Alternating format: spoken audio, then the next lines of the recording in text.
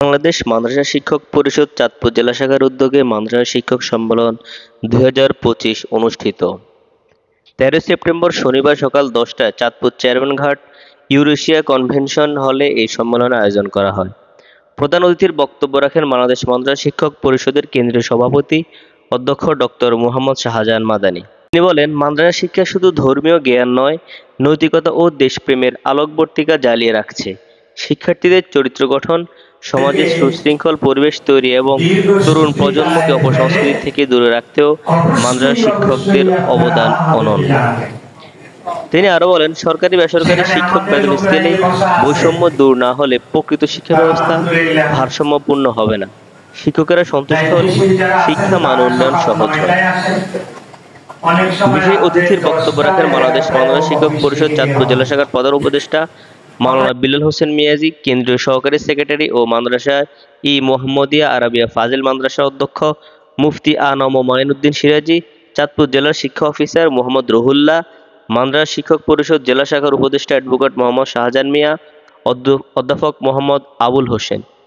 বাংলাদেশ মাদ্রাসা শিক্ষক পরিষদ চাঁদপুর জেলা শাখার সভাপতি মাওলানা মোহাম্মদ সগির হোসেনের সভাপতিত্বে সেক্রেটারি মাওলানা নূর মোহাম্মদ খানের পরিচালনায় আরও বিশেষ অতিথির বক্তব্য রাখেন আদর্শ শিক্ষক ফেডারেশন চাঁদপুর জেলা শাখার সভাপতি ও আল আমিন স্কুল অ্যান্ড কলেজের উপাধ্যক্ষ অধ্যাপক রুহুল আমিন, আদর্শ শিক্ষক ফেডারেশন চাঁদপুর জেলা শাখার সেক্রেটারি ফরিদগঞ্জ আদর্শ একাডেমির অধ্যক্ষ মোহাম্মদ হারুনুর রশিদ সহ অন্যান্য নেতৃবৃন্দ। যারা ফাজিল কামেলের প্রিন্সিপাল আছেন অথবা অফিসে যান, তারা উপলব্ধি করতে পেরেছেন ইসলামী আরবি বিশ্ববিদ্যালয়ের পরিবেশ আগের মতো নাই।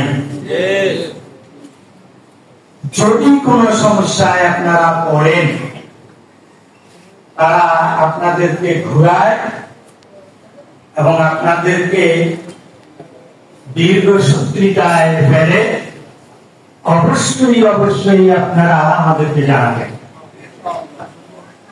সেখানে আমাদের লোকেরাই বসা আছে, তারা আলহামদুলিল্লাহ দায়িত্বশীল যারা আছেন তারা সকাল 9টায় আসেন, অনেক সময় রাত্রে 10টা 11টায় অফিস থেকে বের হন। অতএব আপনারা স্বাচ্ছন্দ্য বোধ করতে পারেন এদের উপরে। 2 নম্বর হচ্ছে মাদ্রাসা বোর্ড, যেখানে আপনাদের আলেম পর্যন্ত বিভিন্ন কাজ থাকে।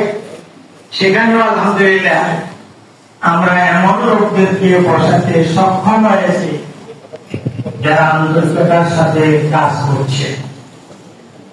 এটা আপনারা উপলব্ধি করতে পেরেছেন আশা করি।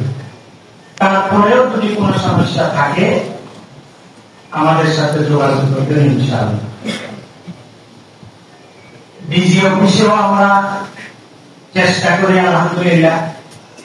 কিছু লোক বসিয়েছি, কিছু লোক নতুন হওয়ার কারণে কাজ এখনো ভালো করে বোঝে না।